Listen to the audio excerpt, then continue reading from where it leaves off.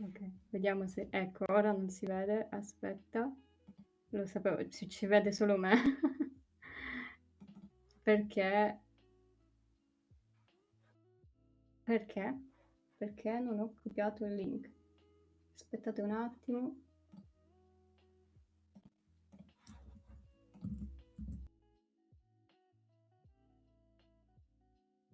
Ok, ok, adesso ci siamo entrambi, io sono un po' sfocata, però va bene. Forse vado un po' a scatti.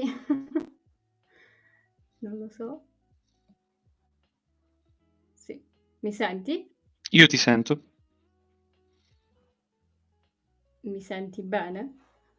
Nel senso, come Ti sen- prima o adesso? La qualità audio, guarda, allora facciamo così. Io conto fino a 3 e batto le mani e poi tu batti le mani allo stesso momento, ok? 1, 2, 3. Ok, E ok, ci abbiamo un paio di secondi di lag, dai, su, ce la giochiamo. va bene, dai. Credo perché ho troppe robe. Vediamo. Troppe robe aperte. Vabbè. Vediamo se ce la facciamo.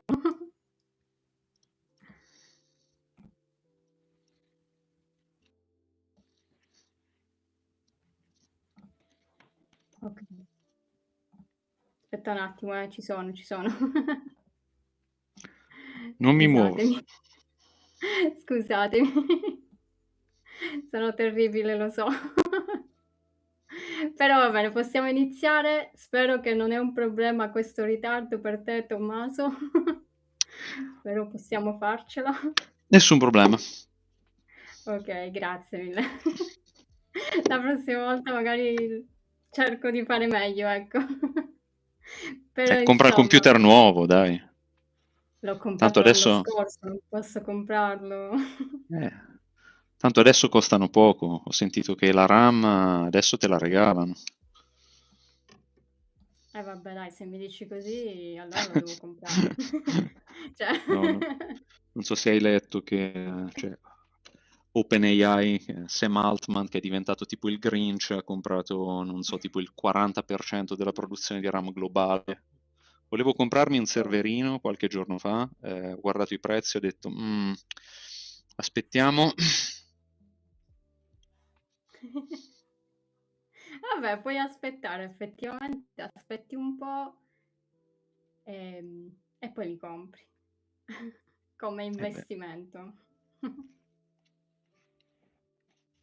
Però dai, visto che comunque è un po' tardi. Allora, prima di tutto, oggi abbiamo con noi Tommaso Gagliardoni, che è un ricercatore di crittografia con molti anni di esperienza e un inventore di protocolli. Quando io ho letto questo ho detto wow, cioè una roba incredibile. mamma mia. E anche speaker in varie conferenze, di cui magari parleremo dopo, ma Ciao a tutti. soprattutto parli tedesco, che per me è una roba incredibile. Questa è una fake news, mettiamola così. Eh, No, hai distrutto i miei sogni. Posso approssimare qualche frase di tedesco, mettiamola così. Ok, no, perché io sto cercando di impararlo, quindi quando vedo qualcuno che lo sa dico, ah, che bello. Cioè, non è che perché sono un crittografo allora so parlare lingue strane, cioè, non sono come... Ti, ti basta la crittografia. Eh, hai visto? Però insomma, allora, volevo chiederti prima di tutto cosa fai? Cioè, perché crittografo, diciamo, a volte sembra un po' astratto, una roba tipo magica, no? Però in realtà è molto pratica anche. Quindi, insomma, ti volevo chiedere cosa fai. Ma allora, innanzitutto crittografia può essere molto pratica e può essere astratta e magica, quindi diciamo è uno spettro abbastanza largo che va dal estremamente teorico barra sovrannaturale fino al molto terra-terra. Ehm, quindi diciamo, allora che cosa faccio io? Cerco di stare un po' in mezzo, se vogliamo. Allora, il mio background è abbastanza... Oddio, potremmo dire che ho fatto un po' una parabola, cioè sono partito dal molto pratico, in una vita passata, potremmo dire, e poi mi sono specializzato nel teorico e adesso negli ultimi anni, negli ultimi, non lo so, 10 anni, forse meno, ma anche meno, insomma, sono ritornato un po' sull'applicato. Però, diciamo, il mio background è principalmente sul teorico. Mm. E quindi, cioè, questo mi porta a chiedere, ma quindi, cioè, cosa significa inventare un protocollo? Cioè, perché cioè, non è una roba semplicissima, quindi come hai S- fatto? Sì, allora, dunque, non so se posso dire di aver inventato un protocollo, nel senso che, diciamo, ho preso cose esistenti e le ho applicate, per esempio, su alcuni brevetti, per dire. Ma cioè, Mhm. non è che ho inventato un protocollo nel senso di ho inventato il nuovo AES, encryption standard, whatever. Ehm, diciamo, allora, quello che faccio io va sia nella direzione appunto un po' più teorica che significa che magari collaboro, faccio collaborazioni accademiche con anche ricercatori universitari e quello che facciamo ad esempio è cercare un po' le nuove frontiere di alcuni tipi di crittografia. Ti faccio un esempio. Ehm, Al momento molti degli schemi crittografici che utilizziamo nelle smart card, nell'home banking e così, sono vulnerabili ad alcune tecnologie che si pensa che verranno realizzate in futuro. E allora cioè, non c'è un pericolo immediato, diciamo, però c'è un pericolo che si potrebbe porre tra qualche anno e allora noi ci chiediamo come possiamo mettere in sicurezza già da oggi quegli schemi crittografici che vengono usati un po' ovunque, anche rispetto agli scenari futuri. Dato che appunto sono scenari futuri, sono scenari molto speculativi e quindi va tutto in una direzione molto teorica. Si parte da un modello astratto che rappresenta un po' la minaccia, poi c'è il modello che rappresenta quello che tu vuoi ottenere e si cerca di mettere su carta una dimostrazione matematica che il nuovo protocollo che tu progetti sarà sicuro rispetto a quello scenario di minaccia. Questa, diciamo, è la parte teorica. Poi c'è la parte, quella un po' più applicata, in cui si prende quello che c'è adesso, un po' come dei mattoncini Lego, quindi prendiamo uno schema qui, un dispositivo di firma digitale di qua, così, e si vede come si possano mettere insieme questi pezzi per ottenere una funzionalità di cui tu hai bisogno oggi. Ti faccio un esempio, si parla tanto di verifica dell'età, quindi adesso ci sono degli schemi, ad esempio, di cui io non sono un fan, tra parentesi, ma questo è un altro discorso, ci sono degli schemi che permettono, ad esempio, di interagire con la tua carta di identità digitale e dimostrare a un sito che sei maggiorenne senza rivelare però la tua età. Cioè lo schema crittografico è fatto in maniera tale che l'unica informazione che viene certificata al sito è se sei maggiorenne o no. E quindi Sì. si usano i pezzi, si usano gli schemi a disposizione per realizzare queste funzionalità. Eh, ma per esempio tu hai parlato di attacchi che verranno magari nel futuro, no? E questo mi fa pensare, cosa che viene anche spesso chiesto durante le mie live, al quantistico e anche Corretto. all'intelligenza artificiale, no? Perché Sì. comunque per il quantistico comunque ci sono appunto gruppi per il post quantistico, quindi appunto che vanno a studiare quello che verrà dopo.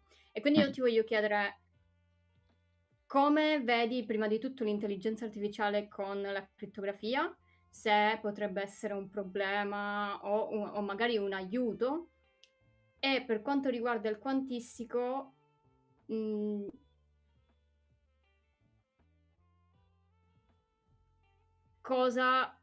come avverrà? Cioè, perché secondo te può distruggere tutto, no? Perché è una Mm, domanda che mi chiedono spesso, però poi ho approfondito, quindi diciamo ho ho letto, capito. no, che il quantistico è un problema soprattutto per la crittografia asimmetrica e non tanto quella Corretto. simmetrica.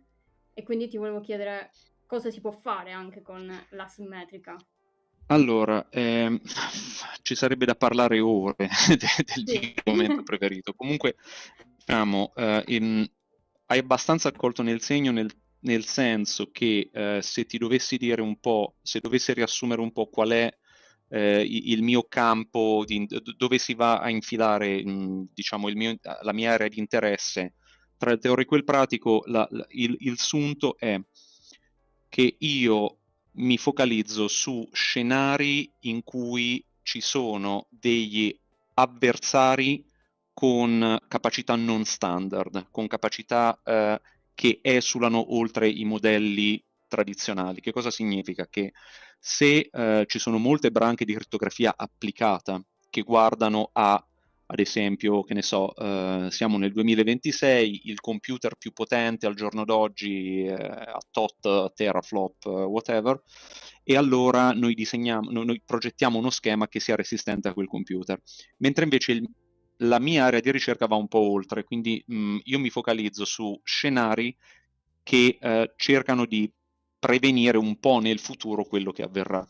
E tra questi scenari ci sono avversari che hanno a disposizione potenza extra sia dal punto di vista tecnologico o legale o coercitivo, ok? Quindi Mh-mh. sistemi che proteggono le informazioni da questi attacchi. Il quantum computing sicuramente ricade nell'ambito di extra potere che viene dato agli avversari dal punto di vista tecnologico. Che cos'è il quantum computing? Vabbè, diciamo che è una emerging technology, quindi diciamo una tecnologia nuova, che può essere vista, diciamo, come la prossima frontiera del supercomputing in una prima approssimazione, in una molto, Bellissima. molto approssimata approssimazione. Però diciamo che la tecnologia non è fantascienza, c'è molta disinformazione da questo punto di vista. Mh-mh. Esistono dei prototipi, funzionano. Funzionano che significa? Funzionano significa che al momento non fanno niente di utile, però funzionano in laboratorio. E la cosa importante da capire è che migliorano anno dopo anno. Ora, valutare, noi in generale come esseri umani, ma anche nell'ambito proprio professionale, non siamo molto bravi a valutare una minaccia finché questa minaccia non si concretizza davanti ai tuoi occhi. Quindi è un po' difficile avere diciamo, un'idea concreta di come la situazione evolverà negli anni. Però quello che io vedo spesso è molto scetticismo da questo punto di vista di persone che dicono ma si parla di quantum computing da 20 anni, finora il meglio che hanno fatto è stato fattorizzare 15 come 3 per 5, quindi è uno scam, non andrà da nessuna parte. Ecco, questa è una visione abbastanza ingenua, se vogliamo, perché qui parliamo di un tipo di tecnologia non lineare, che significa che se tu vai a mettere i puntini su un grafico, magari vedi che procede in un certo modo, ma non ti rendi conto che a un certo punto ci potrebbe essere un picco che non hai considerato. Questo è quello che è successo nell'ambito di intelligenza artificiale con i large language model, cioè come tecnologia alla fine, cioè è tecnologia di 30 anni fa, sono reti neurali, insomma si sa più o meno alla Sì. base come funzionano. E c'è stata tutta, cioè per anni e anni c'è stato un lento progresso, c'è stato un AI winter, e nessuno si aspettava, diciamo, improvvisamente questa esplosione, questo paradigm shift che all'improvviso ha creato delle cose mostruose, insomma. Quindi la mia paura è che col discorso quantum computing si andrà nella stessa direzione. Allora, che cosa significa? Il quantum computing, il computer quantistico, utilizza un tipo di tecnologia molto diversa da quella dispositivi odierni basati su bit 0 e 1, Mhm. eccetera. Una tecnologia che non è onnipotente, però ha la capacità di risolvere alcuni problemi in maniera molto più veloce rispetto allo stato dell'arte di quello che si conosce oggi con i supercomputer classici. Di nuovo, qui ci sarebbe da parlarne per ore, però il succo del discorso è che il quantum computer può essere utile fondamentalmente per due cose. Uno, per alcuni problemi di tipo industriale, quindi parliamo di material science, di chimica, di ottimizzazione, ma anche di financial planning, logistica. E questi sono problemi molto pratici, ma che secondo me guidano la maggior parte degli investimenti in quantum computing, perché c'è da farci tanti soldi. Cioè, quantum computer ti trova un enzima che migliora del 2% la conversione di azoto dall'ammoniaca, hai risolto il problema della fame del mondo, perché improvvisamente Mhm. riesci a creare fertilizzanti molto più efficientemente, per dirne una. Poi però c'è anche l'altro motivo per cui i quantum computer sono interessanti, che è appunto la possibilità di attaccare in maniera molto efficiente alcuni schemi crittografici, in particolare alcuni sistemi a chiave asimmetrica.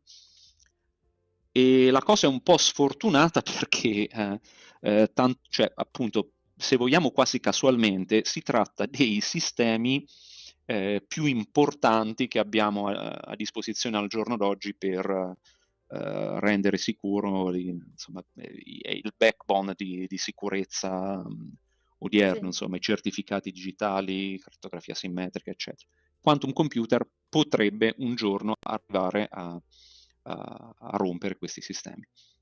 Sì, che poi è un po' simpatico, no, che l'asimmetrico potrebbe essere rotto, ma il simmetrico no, perché cioè, potresti allungare la chiave e quindi risolvi. Cioè, l'ho Allora, semplificato, chiaramente è molto complesso, però sì, dunque c'è da dire alcune cose. È vero che da quello che ne sappiamo, allora ci sono tante cose che non si sanno in mh-mh, ambito computazionale, in ambito quantum computing, eccetera. Da quello che ne sappiamo, i sistemi a chiave simmetrica, quindi cifrare a blocchi, cifrare a flusso, AES, quelli che vengono usati, tra virgolette, per i dati bulk, quindi diciamo le grandi mole di dati, quelli si reputa siano più resistenti al computer quantistico per motivi che non andiamo troppo a investigare, sì. però comunque sia non sono immuni. Non è banale allungare la chiave di un cifrario a blocchi, cioè nel momento in cui stai Mh-mh, usando AES a 128 bit, che è sicurissimo al momento, e poi arriva il quantum computing e non va più bene, devi passare a chiavi a 256 bit, magari dici vabbè semplicissimo, eh, però magari il chip della tua smart card supporta soltanto le chiavi a 128 bit e quindi devi riprogettare l'hardware da zero. Magari 256 bit non ti bastano, vorresti più, vorresti qualcosa tipo 300 bit, diventa ancora più complicato perché AES non supporta chiavi più grandi di 256 bit, quindi devi riprogettare tutto il cifrario a blocchi. Insomma, non è banalissimo. In mh-mh, aggiunta, questo si applica soltanto ad attacchi di tipo vado a romperti la chiave, ok?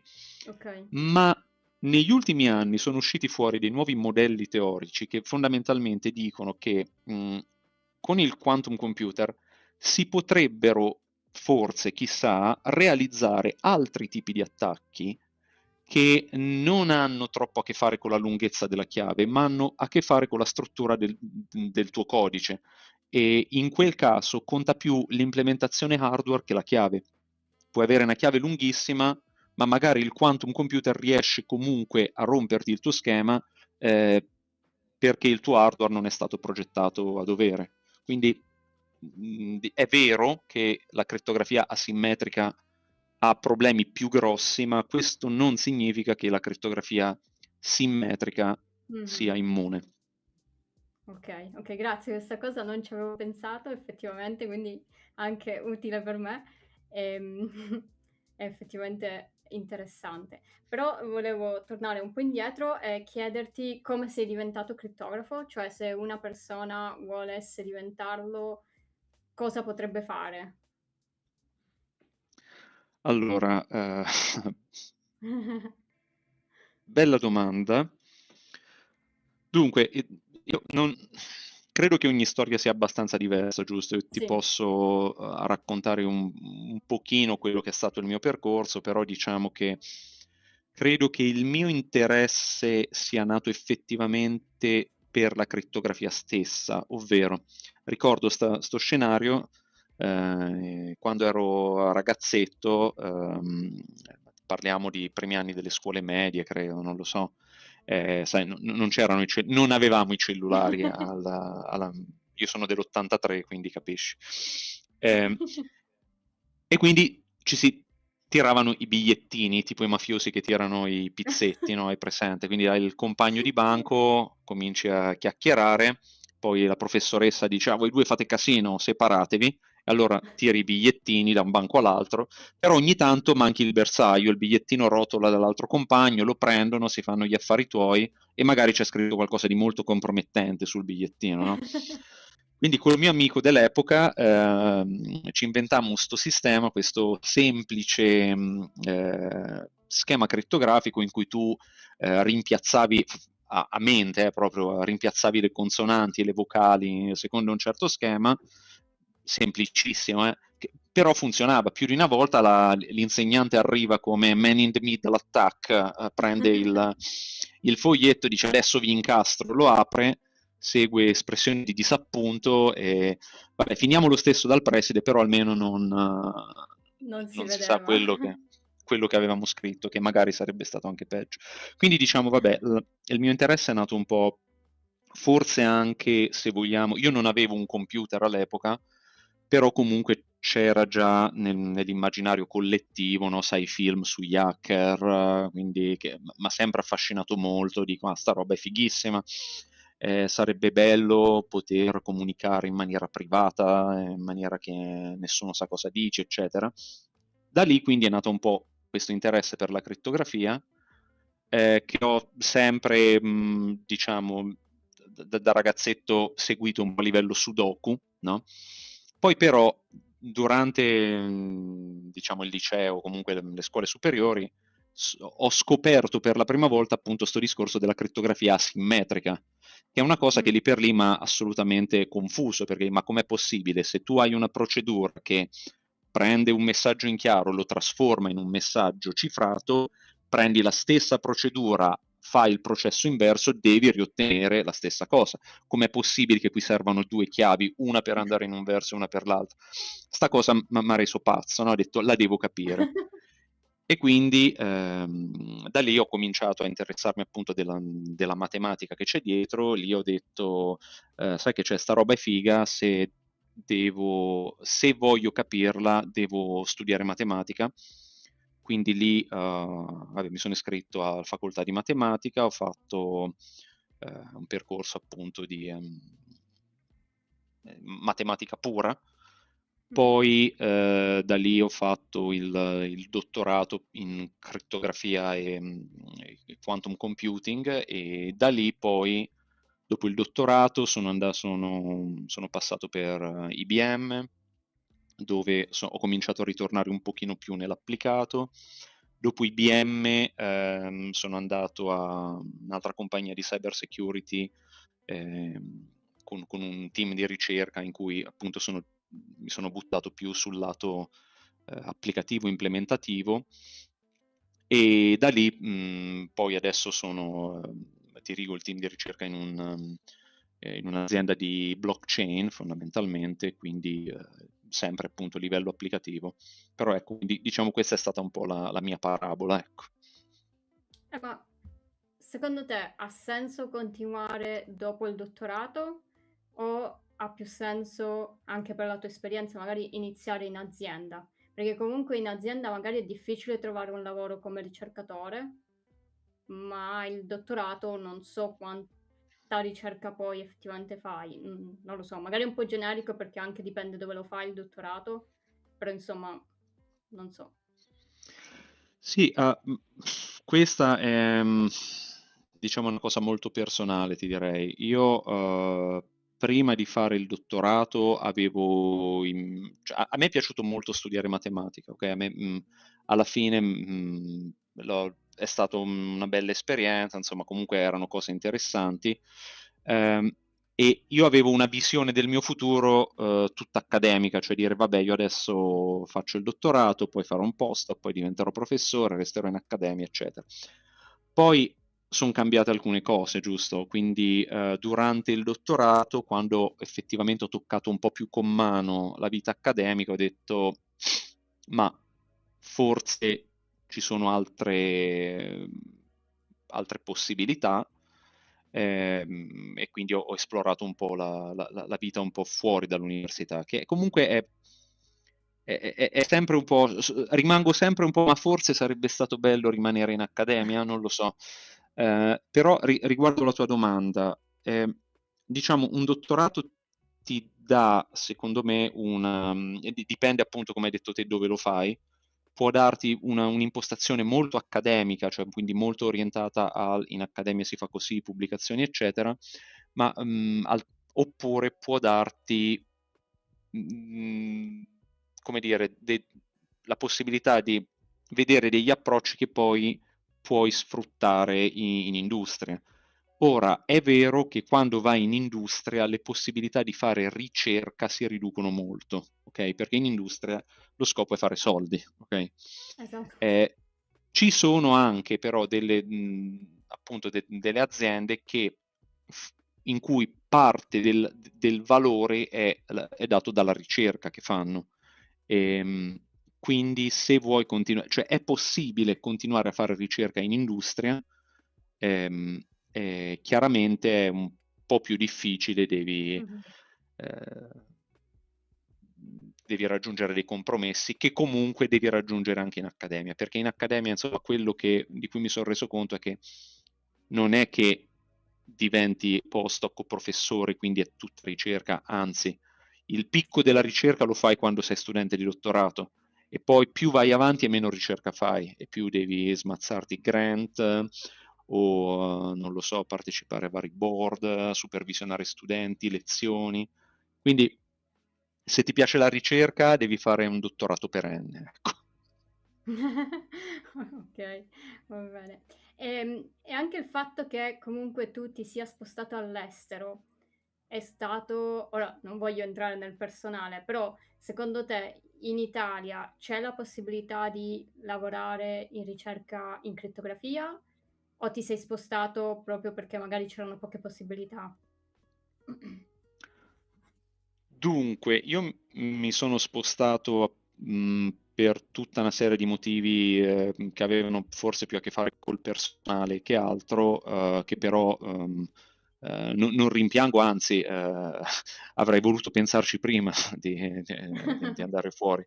Ma non perché l'Italia faccia schifo, semplicemente perché comunque in accademia è molto importante vedere nuovi ambienti, interagire con altri gruppi, scoprire nuovi approcci che altrimenti restando sempre nel nazionale magari non vedi. Quindi comunque a livello di esperienza, io consiglio sempre viaggiate insomma il più possibile finché potete, perché poi non so, quando avete due marmocchi da badare, insomma, diventa più difficile.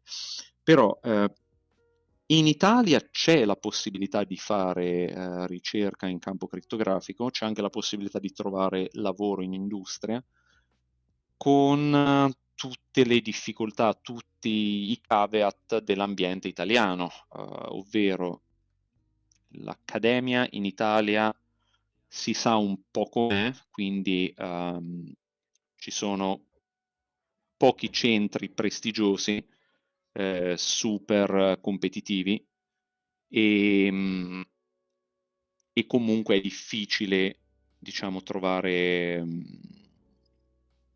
il proprio spazio, mettiamola così. Quindi sicuramente è possibile fare un dottorato in Italia, Ehm, però secondo me perdi, cioè se tu hai fatto l'università in Italia, quindi master, bachelor, eccetera, secondo me come dottorato dovresti andare fuori, perché ha più Mm. senso, banalmente hai più fondi per viaggiare. In Italia è molto difficile come studente di dottorato, dici pubblichi a 20 conferenze e no, perché magari non ci sono i fondi per farti viaggiare alla conferenza. Ok.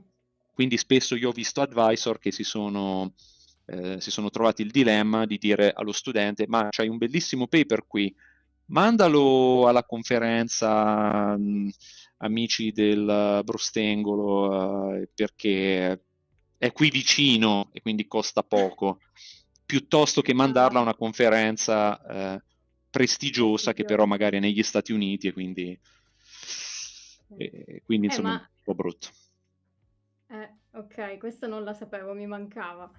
Però esatto, per le conferenze tu hai anche parlato al DEF CON, che comunque è una delle conferenze più prestigiose in questo campo. Ecco, l'invidia che ho, ovviamente, perché ci vorrei andare un giorno, ci vorrei andare, però ti voglio chiedere com'è, cioè com'è la conferenza e com'è anche parlarne, cioè parlare lì, Mm. perché insomma... Allora, dunque DEFCON chiaramente non ha niente a che fare con la ricerca accademica, almeno nel mio caso. Io sono andato lì a presentare un tool open source che ho sviluppato insieme a un altro ragazzo, che è un tool che si chiama Shufflecake, sito Sì. shufflecake.net. È un tool che fondamentalmente serve a cifrare l'hard disk del tuo computer, però in una maniera particolare in cui se qualcuno arriva da te con una pistola alla tempia e dice dammi la password per sbloccare il tuo disco, è possibile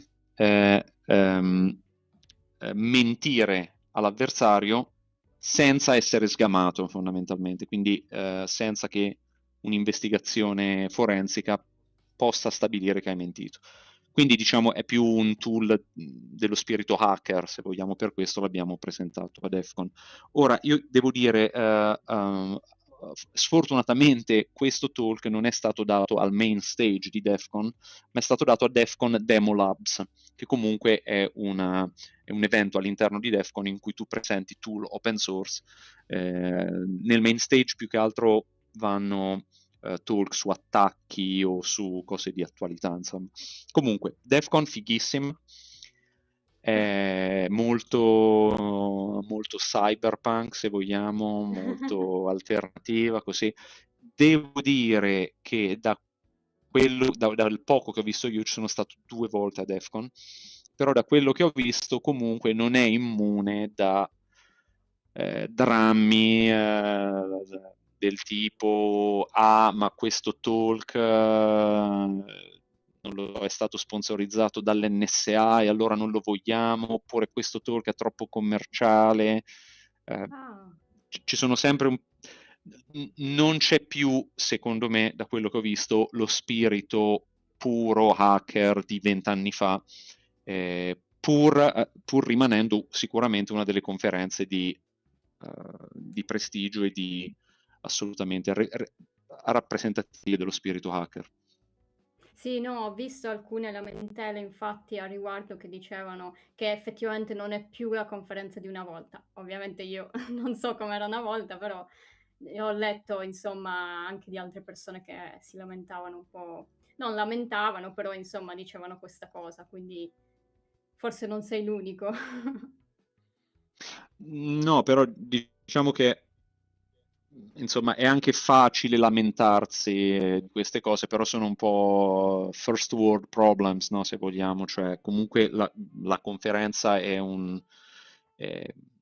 è un ottimo punto per incontrare gente interessante, per vedere cose assurde eh, che non puoi riprendere con con la telecamera, per dire. Ehm, Ciò nonostante, il problema principale della conferenza al momento, secondo me, è che si trova negli Stati Uniti. E Eh, quindi comincia a diventare molto problematico, specialmente per l'audience di questo tipo di conferenze viaggiare negli Stati Uniti, visti i lumi di luna. Sì, Ed è sì. anche per questo che quest'anno un'altra delle maggiori conferenze hacker, che è il Chaos Communication Congress, Mhm. che si fa in Germania, è esploso in popolarità, cioè è sempre stato super popolare, Ah, ma quest'anno hanno fatto il botto perché sono comunque andati sia, tutti lì. cioè, Ok. comincia a Eh sì, anche diventare quelle. complicato viaggiare negli Sì. Stati Uniti. Sì, sì, non parliamo di quello, se no non ci andrò Non mai negli parliamo di Stati quello. Uniti. Però sì. Però ecco, tu hai citato effettivamente il software che avete tu e un'altra persona programmato, appunto Shufflecake, che lo sto mostrando, e, e appunto ti volevo chiedere, questo praticamente è un software per nascondere, se ho capito bene, ho seguito anche la tua presentazione alla conferenza qui in Svizzera, quindi Mhm. ricordo, per nascondere, diciamo, dati o file nel file system. Questo tipo, se qualcuno ti chiede di, ora la sto semplificando magari, quindi scusami, quindi se qualcuno ti chiede una password, tu gliene dai una finta che apre magari file inutili. Eh, Però ti voglio chiedere, perché abbiamo bisogno di nascondere dei file? Cioè, perché viviamo forse in un mondo in cui la privacy è un po' sotto attacco? Beh, decisamente. Io Mhm, negli ultimi mesi ho visto segni dell'apocalisse proprio da questo punto di vista. Io dico sempre che la situazione, io sono abbastanza vecchio da ricordarmi l'11 settembre, la situazione mhm, è cominciata a degenerare drasticamente dopo l'11 settembre, ma negli ultimi 2 anni così ha ricevuto, anzi dal Covid se vogliamo, ha avuto un'accelerazione, quindi la privacy dell'individuo, le libertà digitali così sono sotto attacco un po' ovunque e chiaramente difendere la privacy è, dal mio punto di vista è cioè, quasi una mhm. missione sacra per quello che posso fare. Eh, e si fa sotto diversi aspetti, chiaramente, cioè sicuramente c'è il discorso di privacy delle comunicazioni, quindi so, le varie, utilizzare le VPN, eccetera, c'è il discorso software. Il contributo che ho voluto dare con Elia Anzoni, che è l'altro mio collaboratore, e gli altri, ultimamente abbiamo anche messo su una bella community, quindi abbiamo avuto diversi contributor che hanno aiutato a migliorare il software. Noi ci siamo focalizzati su uno use case particolare. Lo use case particolare è quello di proteggere quel tipo di utenti che per la natura di quello che fanno sono vulnerabili ai cosiddetti attacchi coercitivi, cioè sono vulnerabili al pericolo in cui ehm, la polizia militare ti sfonda la porta alle 3 di notte, Mhm. ti prende, ti punta una pistola alla testa, dici apri il tuo computer, abbiamo avuto una soffiata che hai dei file incriminanti sul primo ministro, facci vedere quello che c'hai. Ok. Quindi io sto parlando, ad esempio, di whistleblowers, quindi alla Edward Mhm. Snowden, ma sto parlando anche di giornalisti investigativi, quindi giornalisti che raccolgono, che hanno anche contatti a livello di informatori, eccetera, che devono tenere protetti perché insomma ne va della vita delle persone. Parliamo di attivisti per i diritti umani in paesi a bassa democrazia, Mhm. leader non lo so, di minoranze o di opposizioni politiche, ma parliamo anche di casi più, tra virgolette, ehm, a- ad esempio parlavamo con diciamo, un operatore della Croce Rossa Internazionale che ci diceva, guarda, il nostro use case, ad esempio, è che noi abbiamo molti operatori in zone tipo Medio Oriente, zone di guerra, così, che attraversano la frontiera con laptop pieni di dati sensibili. Ora, teoricamente noi Croce Rossa Internazionale siamo protetti dal diritto internazionale ONU, dalle perquisizioni alla frontiera, perché siamo tipo personale diplomatico. Ma vallo a spiegare alla guardia afghana arrabbiata che sta lì, insomma. Allora, in quei casi sarebbe bello un sistema in cui tu dai una password al nemico, questa password sblocca il sistema, però sblocca diciamo un'area del tuo computer in cui hai, non lo so, le foto dei gattini e poco altro, e non c'è modo di dimostrare che tu in verità hai un'altra password che non hai rivelato. Questo approccio si chiama negabilità plausibile, è stato diciamo reso popolare da un software che si chiamava TrueCrypt, che poi è stato diciamo cambiato in VeraCrypt. Questo parliamo di roba di più di 10 anni fa, credo. Però TrueCrypt e VeraCrypt hanno tante limitazioni che ne rendono l'utilizzo non pratico al giorno d'oggi. E quindi Shufflecake è nato per ovviare a tutte queste limitazioni. In Shufflecake, ad esempio, tu puoi dare una password che sblocca le foto dei gattini. L'avversario non ti crede, dici no, tu hai Shufflecake, quindi hai qualcosa da nascondere, dammi la vera password. Dai un'altra password che sblocca la tua collezione di MP3 pirata. Non ho altro. No, non ci credo, dammi la vera password. Va bene, ok, mi hai fregato. Ecco l'altra password che sblocca la tua collezione di video hard. Però non c'è modo di dimostrare che in verità hai ancora un'altra password che sblocca i Panama Paper, per dire. Quindi ecco quello che fa Shufflecake. C'è una domanda da Marco che ti chiede se il file non è visibile, non è che il gestore del file system ci va a scrivere sopra? Sì, è una feature questa, è qualcosa che generalmente tu vuoi, ovvero se tu non sblocchi diciamo, tutti i contenitori, quindi il sistema operativo non vede delle aree nascoste del file system, è chiaro che se tu vai a scrivere e vai a occupare spazio vuoto, in verità magari in quello spazio vuoto vai a sovrascrivere poi informazioni che nel momento in cui tu torni a casa e rimetti la password vera, quindi hai dei dati corrotti. Ma questa in verità è una cosa desiderabile, perché se ti trovi nella necessità di dare a un avversario una password farlocca perché sei sotto indagine per qualche crimine o per qualche cosa che l'avversario vuole, è molto meglio per te se l'avversario fa casino e ti incasina il file system, così che poi sia ancora più difficile dimostrare che avevi qualcosa da nascondere. Poi, in verità, diciamo, l'analisi forense professionale, la prima cosa che fa uno snapshot del disco e poi va a investigare sul disco. Però in molti casi parliamo di avversari meno sofisticati, quindi non lo Sì, so, infatti ti magari volevo chiedere, in caso di forensic, poi comunque il disco lo puoi trovare, cioè trovi anche quelle porzioni, però sì.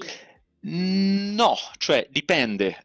Shufflecake, ma anche sistemi tipo TrueCrypt così, utilizzano schemi di crittografia in maniera tale che, diciamo così, se tu apri il disco, il file system ESCA, quello con le foto dei gattini, tu avrai le foto dei gattini e avrai dello spazio vuoto. Però non c'è modo di dimostrare la differenza tra spazio vuoto che è stato randomizzato oppure spazio che contiene altri dati, perché non c'è se non conosci la password giusta, non c'è Sì, differenza tra i due. sì, sì, no, chiaro, chiaro. Poi anche effettivamente la forensic, se non hai le password, non puoi fare molto. Cioè, Sì, poi magari è chiaro, ci se sono. qualcuno ti mette un keylogger o comunque ti va a Sì, bucare per altri modi, vabbè, quello sì.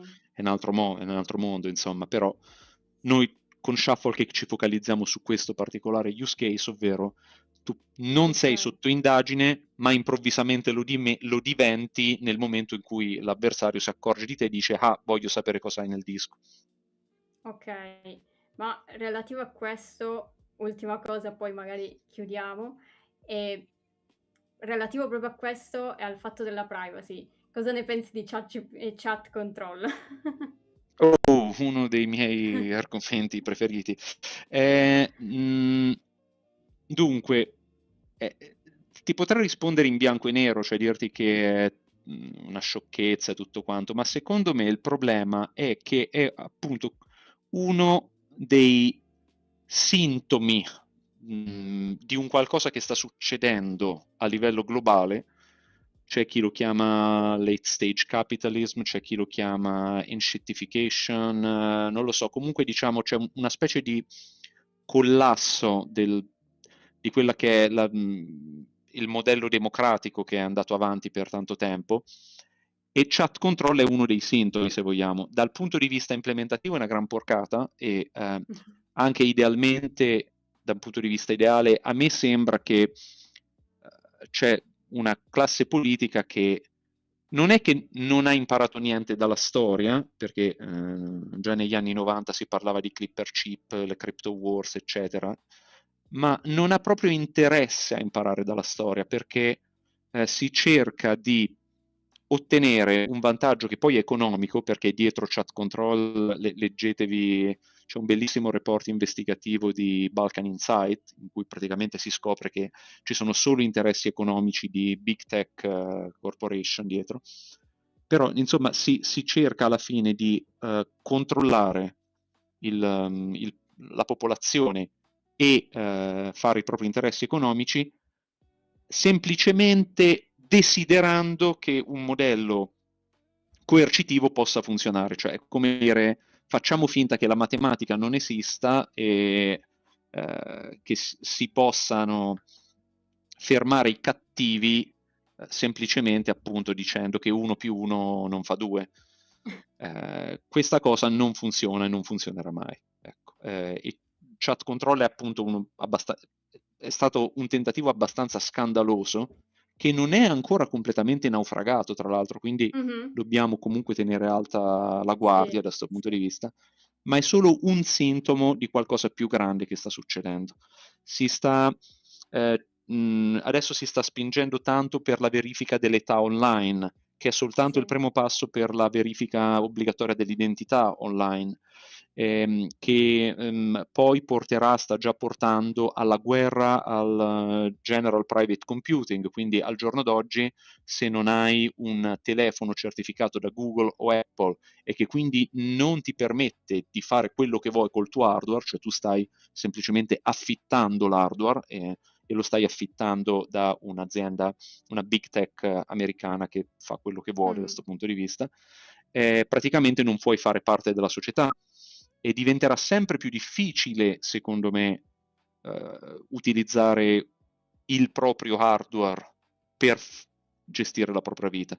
Quindi ecco, Chat Control è sicuramente una pagina vergognosa di quello che sta succedendo, ma stanno succedendo tante cose purtroppo e secondo me è anche un dovere civile alzare la voce Mm-mm. e dire no, io mi rifiuto di usare WhatsApp, ad esempio, io non ho WhatsApp, no, mi rifiuto di stare su Facebook, mi rifiuto di stare su Twitter o come si chiama adesso, e opto per altre soluzioni, opto per soluzioni decentralizzate, soluzioni sovrane, soluzioni open. Però, per esempio, tu che sei un tecnico, poi giuro, chiudiamo.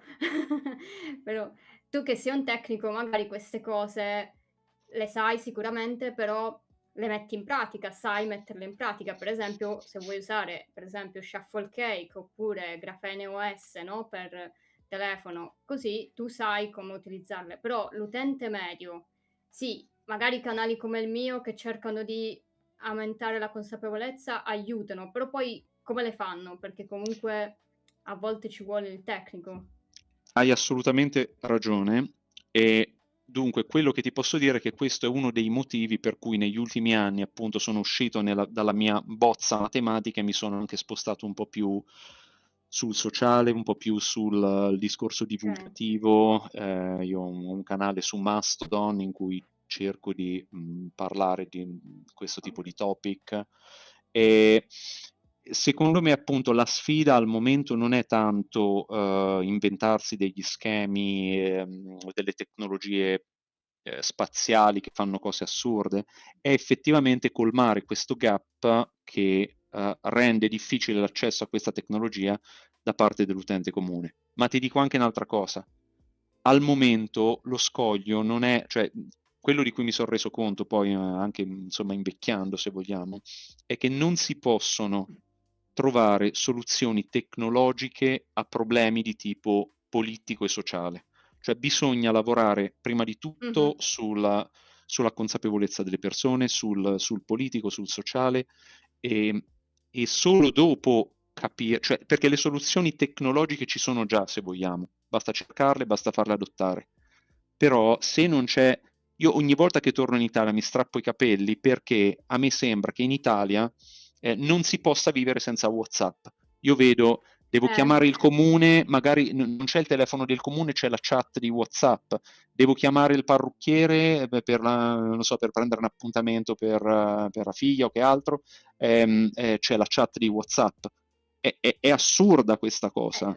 infatti ti volevo chiedere, secondo te le persone sono interessate a proteggere la loro privacy? Tipo WhatsApp, per esempio, è super utilizzato, magari tu dici io non lo utilizzo perché sono preoccupato per la privacy, però poi ci sono centinaia di persone che lo usano, quindi È vero, ma io non lo uso non tanto perché sono preoccupato per la privacy, io non lo uso per un altro motivo, perché sono consapevole che svendere cioè rendersi dipendenti da un mhm, organismo che è una multinazionale, tra l'altro straniera, che non ha l'interesse cioè l'unico interesse che ha è quello di monetizzare, rende sì, tutti molto più vulnerabili alla enshittification, così dire. Cioè se domani WhatsApp decidesse di dire ok, adesso vi tengo per le palle, d'ora in poi per usare WhatsApp dovete pagare quei, non lo so, 3-4 euro al mese.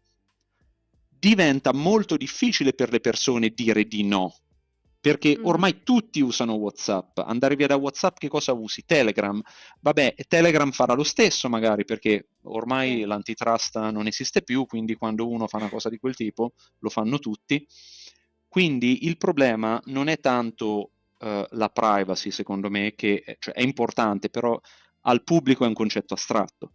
Secondo me è proprio un problema che rendendoti dipendente da questi strumenti, tu rischi di finire male per decisioni fuori dal tuo controllo. Quindi è un po' come sì. dire, sì, io non lo so, uso la macchina perché la uso, però la macchina è la tua, la guidi te. Se ti dicessero, sì, io ti installo la black box che ti guida dove vuoi, sì, lo so, c'è gente che già lo fa purtroppo, però, come dire, non credo tutti sarebbero d'accordo, no? Sì, è E un po' il discorso, dobbiamo sì, entrare nell'ottica che non è appunto soltanto un discorso di privacy, è un discorso di sovranità digitale, ovvero dire sì. ehm, non possiamo andare avanti così. Ecco. Che è un po' il discorso, e poi non devi rispondermi se non vuoi, però è un po' il discorso che c'è stato anche con agi come Cloudflare, no? Che Cloudflare ha minacciato di chiudere i servizi, un Lasciare po' è l'Italia, anche sì, quello, sì. Quindi insomma, esatto, o anche AWS che appena chiude o ha qualche problema carolla tutto, assolutamente. quindi E sì. da questo Però punto di vabbè. vista, diciamo, credo che Mhm. la cultura hacker abbia cioè, ancora un ruolo da giocare perché appunto uno dei capisaldi della cultura hacker appunto è diffidare del potere, diffidare della centralizzazione del potere, decentralizzare quanto più possibile. Ecco. Ma secondo te sarà possibile decentralizzare, giusto velocissimo, o si andrà sempre più avanti utilizzando compagnie grosse? Ma io credo che da questo punto di vista quello che sta succedendo a livello geopolitico è una grande cosa, perché è un grande segnale d'allarme, Mhm, una grande sveglia, almeno per l'Europa. mhm, Però la tua domanda sarà possibile? Allora, le possibilità, le opzioni tecniche ci sono già. Serve una volontà politica che parta da una volontà sociale, cioè dire no, non mi fido di dare il controllo di mezza internet a Cloudflare, voglio un'alternativa, voglio un sistema federato, voglio un sistema europeo, quel che sia. Però ecco, Ok. non è un limite tecnico, è più un limite politico e sociale. Ok, va bene, Tommaso, grazie mille, è stato molto interessante e Grazie a ho te, imparato anche un sacco di cose nuove e quindi niente, grazie e vediamo, magari la rifacciamo. va bene. Grazie e niente, Grazie buona mille. serata.